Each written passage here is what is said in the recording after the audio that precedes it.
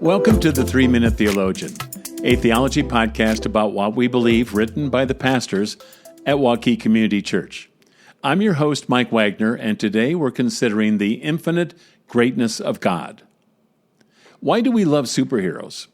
We love superheroes because, well, they're stronger, faster, braver, and smarter than us. But deep down, we also love them because they're still just like us. They're normal people. So stories in which they face limits, weaknesses, and problems appeal to us. But the God of the Bible doesn't have limits, weaknesses, or problems because he is infinite. Psalm 145 says, "Great is the Lord, and greatly to be praised. His greatness is unsearchable." We naturally want to make God seem smaller so that we can seem greater. But the Reformation had a saying for this: the finite cannot contain the infinite. In today's terms, we'd say, you can't put God in a box.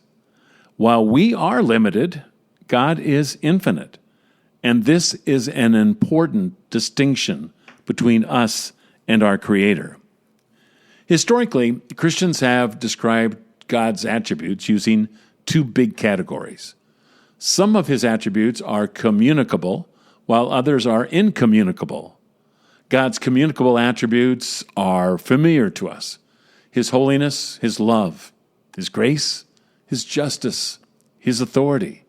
These are all attributes we can know and experience to varying degrees. But God's incommunicable attributes, things which describe him and him alone, help us grasp just a little of his transcendent holiness. God's greatness is truly unfathomable, and we can only begin to describe it. Consider these three dimensions of God's infinite and incommunicable nature. First, God is omniscient. He is all-knowing. God knows all things, past, present, and future, and he understands all things with perfect wisdom.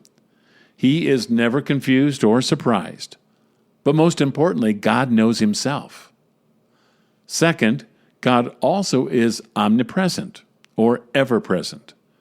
God's immensity fills all time and space, for his vastness extends beyond all space and time. Wherever we go, God is there, and there is no place where we can hide from his presence. He is present and active everywhere. Finally, God is omnipotent, which means he is all-powerful. God's power has no limits, and he needs nothing to accomplish his will. He does whatever he pleases to magnify his glory. And whatever God does bears his full authority. Nothing is too hard for him. God is all-powerful, ever-present, and all-knowing, because he is infinite. So again, why are we so drawn to superheroes? Well, because we wish we were infinite. When life is hard, it's easy to put God in a box. It's easy to forget about God's greatness compared to our limitations. But the gospel gives us good news. In Jesus, the infinite God of the universe became like us to care for us in our weakness. If your hope is in Jesus, then your strength is in the everlasting God, the creator of the earth, one who does not grow faint or weary, and one who has no limit to his understanding. You and I can take great comfort in the infinite greatness of God.